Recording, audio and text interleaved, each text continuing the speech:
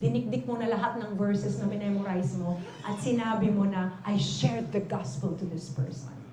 If there is no real conversation at walang understanding na nangyayari, kahit ilang verses ang i-recite mo sa kaibigan mo, sa pamilya mo, hindi maiintindihan ng tao yung sinasabi natin.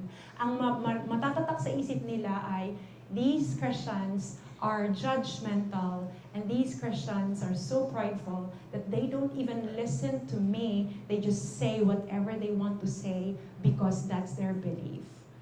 I hope that we will have that kind of heart to try to understand and in humility listen to people.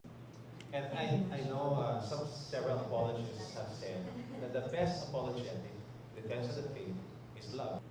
So I discovered that in this island as we,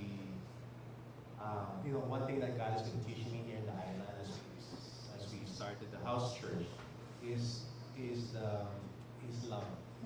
Yung mapamahal mo yung tao, that's the best way to share God's word in the gospel. And then you befriend them, but there are very colorful paths, but there are people who are looking for love. They're looking for a church where people actually care for them and love them.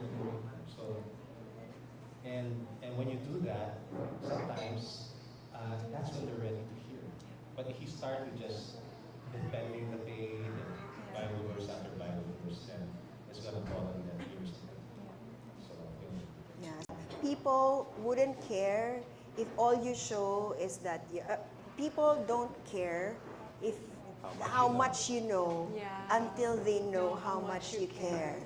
Love is the answer.